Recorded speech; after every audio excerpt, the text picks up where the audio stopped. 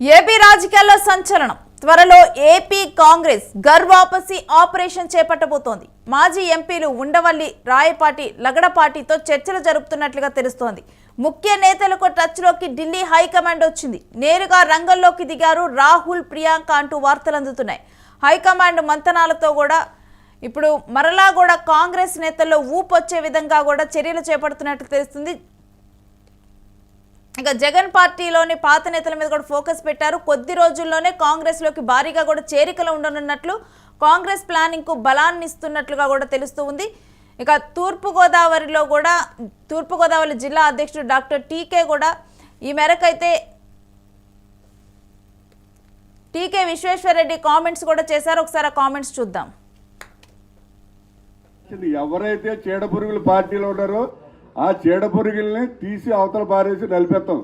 అంతేగాని చీడపురుగుల్ని పార్టీలో కొనసాగడానికి ఎట్టి పరిస్థితుల్లో అవకాశం లేదు.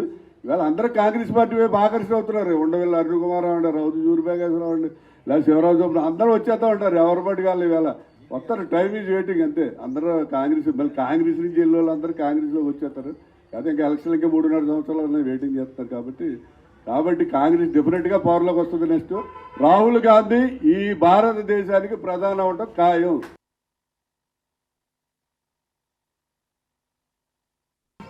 వాళ్ళ మీద యాక్షన్. ఎవరైతే చీడపురుగుల పార్టీలో ఉన్నారో ఆ చీడపురుగుల్ని తీసి అవతల పారేసి నలిపేస్తాం. అంతేగాని చీడపురుగుల్ని పార్టీలో కొనసాగడానికి ఎట్టి పరిస్థితుల్లో అవకాశం లేదు. ఇవాళ అందరూ కాంగ్రెస్ పార్టీ వైపు ఆకర్షణ అవుతున్నారు. ఉండవల్లి అరుణ్ కుమార్ అండి, రౌతు జూరిబేగేశ్వరరావు అండి, లేదా శివరాజు అందరూ వచ్చేస్తా ఉంటారు. ఎవరి పట్టి కాదు ఇవాళ వస్తారు. టైం ఈజ్ వెయిటింగ్ అంతే. అందరూ కాంగ్రెస్ మళ్ళీ కాంగ్రెస్ నుంచి వెళ్ళే వాళ్ళు అందరూ కాంగ్రెస్లోకి వచ్చేస్తారు. అదే ఇంకా ఎలక్షన్లకి 3.5 సంవత్సరాలు వెయిటింగ్ చేస్తారు. కాబట్టి కాంగ్రెస్ డెఫినెట్ గా పవర్లోకి వస్తుంది. నెక్స్ట్ రాహుల్ గాంధీ ఈ భారతదేశానికి ప్రధాని అవడం ఖాయం.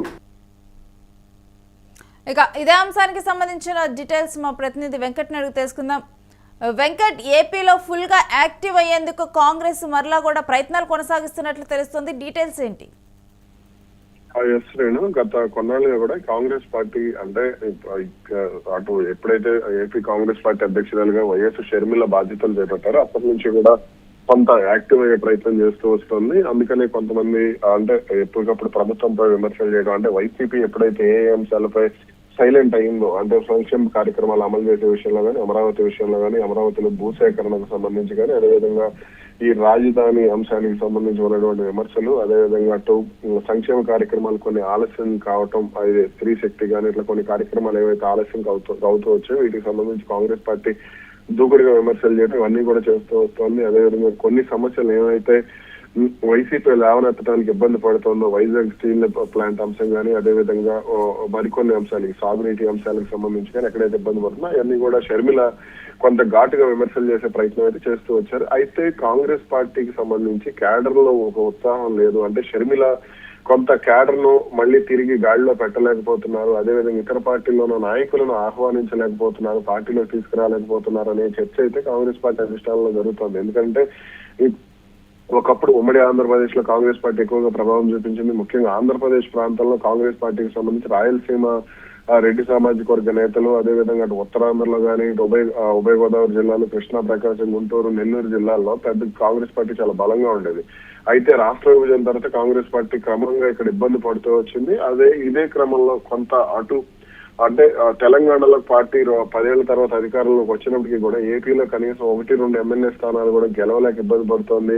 అటు స్థానిక సంస్థల్లో కూడా ప్రభావం చూపించలేక సతమతమవుతోంది. అందుకని ఇప్పుడు కాంగ్రెస్ పార్టీ అధిష్టానం మొత్తంగా ఫోకస్ పెట్టడం జరిగింది. అందుకని గర్వాపసి అనే కార్యక్రమానికి సంబంధించి ఏదైతే కాంగ్రెస్ పార్టీ దక్షిణాది రాష్ట్రాల మీద కొంత ఫోకస్ పెట్టినట్టుగా కూడా తెలుస్తుంది. ఎందుకంటే బీజేపీ 2024 ఎన్నికల్లో కేంద్రంలో అధికారంలోకి రావడానికి దక్షిణాది రాష్ట్రాల నుంచి పూర్తిగా సహకారం అందింది. ఏపీ కానీ, తెలంగాణ కానీ, కర్ణాటక నుంచి కానీ, ఇలా కొంత కేరళ, తమిళనాడు రాష్ట్రాల నుంచి కొంత సహకారం అందింది. అయితే గట్టిగా ఫోకస్ పెడితే బీజేపీ మళ్ళీ ఏదైతే తమిళనాడులో అన్నమలై కానీ, లేదంటే ఏపీలో పవన్ కళ్యాణ్, తెలంగాణలో కొంతమంది నేతలు, అదేవిధంగా కర్ణాటకలో కొంతమంది నేతలు తేజస్వి సూర్య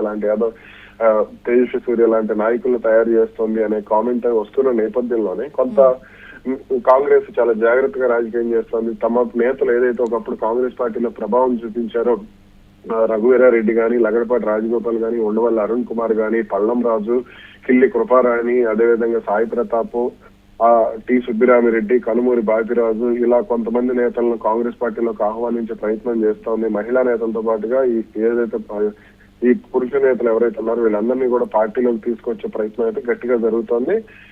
వీళ్ళు ఒక అవసరం అయితే కర్నూలులో ఒక బహిరంగ సభను కూడా, అంటే తెలంగాణ ఏపీ సరిహద్దుల్లో ఒక భారీ బహిరంగ సభను ఏర్పాటు చేసి జన సమీకరణ చేసి దానికి సంబంధించి కొంత అంటే ఊపు తీసుకురావాలి క్యాడర్ ని, ఏదైతే క్యాడర్ నిస్తేజంగా ఉందో ఆ క్యాడర్ ని పరుగులు పెట్టించాలనే ప్రయత్నం జరుగుతుంది. ఈ బహిరంగ సభకు సోనియా గాంధీ, అలాగే తెలంగాణ ముఖ్యమంత్రి రేవంత్ రెడ్డి, అలాగే కర్ణాటక ఉప ముఖ్యమంత్రి డికే శివకుమార్, ప్రియాంక గాంధీ, సోనియా గాంధీ వీళ్ళందరూ కూడా హాజరయ్యే అవకాశాలు అయితే కనబడుతున్నాయి. వెంకట్, ఇప్పుడు హైకమాండ్ వైఎస్ఆర్సీపీలో ఉన్నటువంటి నేతలతో కూడా టచ్ లోకి వెళ్తుందా ఏంటి?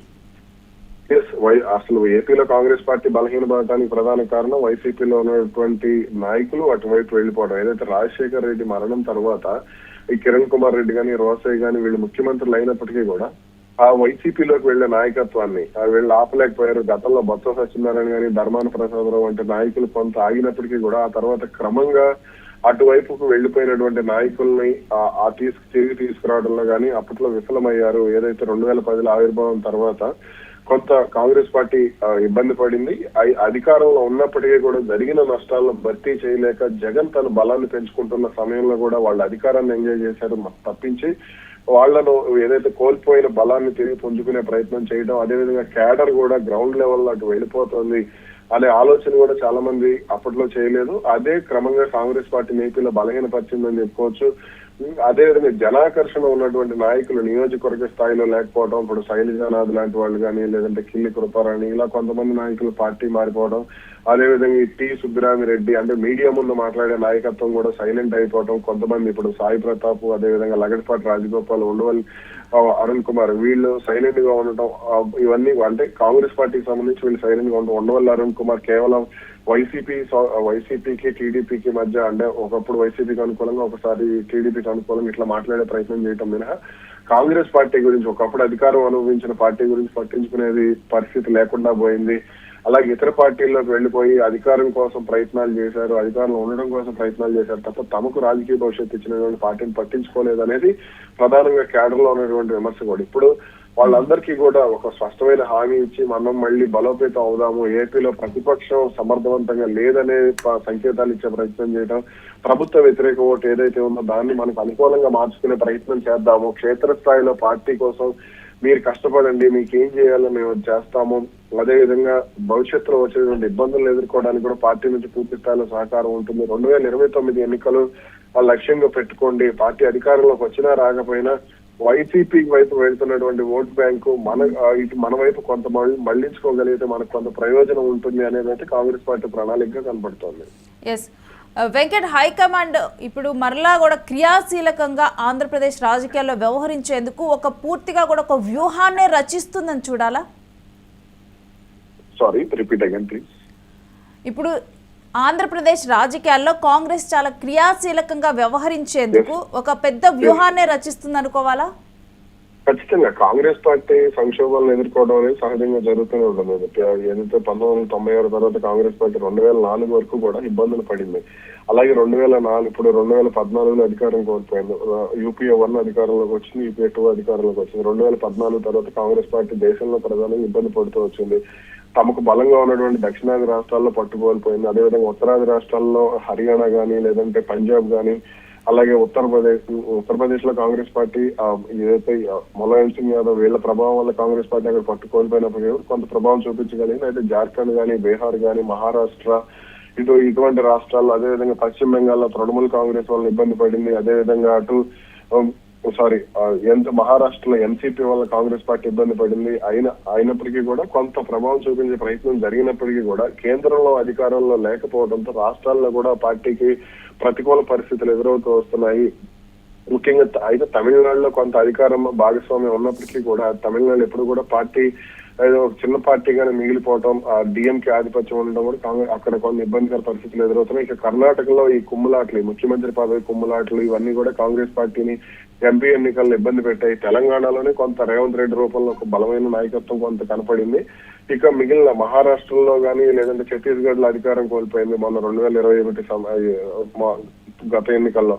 కాబట్టి ఈ పరిణామాలన్నీ కూడా కొంత జాగ్రత్తగా అడుగులు వేయకపోతే కాంగ్రెస్ పార్టీ మళ్ళీ అంటే దేశంలో అధికారంలో రావడం సంగతి పక్కన పెడితే తాము ప్రభావం చూపించినటువంటి రాష్ట్రాల్లో పట్టు నిలుపుకోవడం అనేది ఆ పార్టీకి కష్టంగా మారినటువంటి పరిస్థితి ఉంది.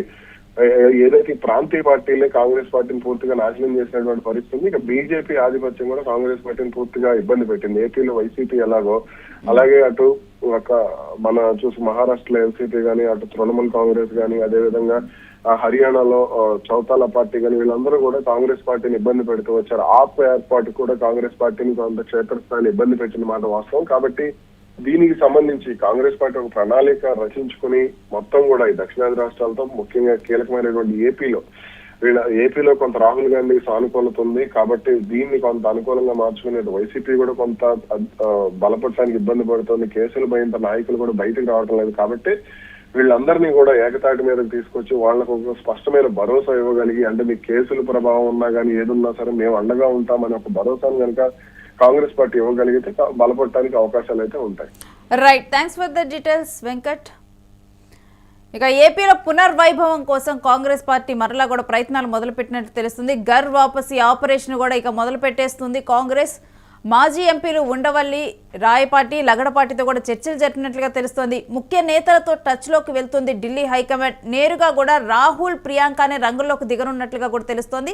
ఇక హైకమాండ్తో మంతనాలతో కూడా మళ్ళీ active politics, Congress active politics కూడా ఏపీలో స్టార్ట్ అవబోతున్నాయి. జగన్ పార్టీలోని పాత కాంగ్రెస్ నేతలతో కూడా టచ్లోకి వెళ్తున్నారు. వాళ్ళ మీద కూడా ఫోకస్ చేశారు. ఎందుకంటే ఇప్పుడు ఏపీ పాలిటిక్స్లో కనుక మనం చూసుకుంటే ప్రతిపక్ష హోదా కోసం కూడా ప్రయత్నాలు కొనసాగుతున్నాయి. సరైన ప్రతిపక్షం లేదు అన్న ఒక గ్యాప్ని కాంగ్రెస్ తీసుకుంది. డెఫినెట్గా కూడా కాంగ్రెస్ ఒక సరైన ప్రతిపక్షంలాగా ఇప్పుడు ప్రత్యామ్నాయంగా ఎదగాలని చూస్తూ ఉంది. ఇక మరోవైపు వైసీపీ కూడా ఇప్పుడు దూకుడుగా వెళ్లే పరిస్థితులు అయితే కనిపించడం లేదు. ఈ నేపథ్యంలోనే కాంగ్రెస్ మరలా కూడా ఎదగటానికి ఇది రైట్ టైం అని కూడా భావిస్తున్నట్లు తెలుస్తోంది. ఇక అందుకు భారీ బహిరంగ సభను కూడా ఏర్పాటు చేసి ఆ భారీ బహిరంగ సభలో మహాత్మా గాంధీ సెంటిమెంట్ను ఒకటి ఏదైతే ఉపాధి హామీ పథకం ఉందో ఆ పథకం పేరును మార్చడంతో కూడా ఇప్పుడు ఒక మహాత్మా గాంధీ సెంటిమెంట్ని తీసుకొని కూడా రాహుల్, ప్రియాంక కూడా ఒక భారీ బహిరంగ సభకి హాజరయ్యే అవకాశం కనిపిస్తుంది. ఒకవేళ వస్తే కనుక సోనియా గాంధీ కూడా ఆ సభకి హాజరయ్యే అవకాశాలు అయితే కనిపిస్తూ ఉన్నాయి. ఇక ఈ విధంగా కూడా ఆంధ్రప్రదేశ్లో ఒక క్రియాశీలకంగా మరలా కూడా కాంగ్రెస్ మారేందుకు, వ్యవహరించేందుకైతే సిద్ధమవుతూ ఉంది.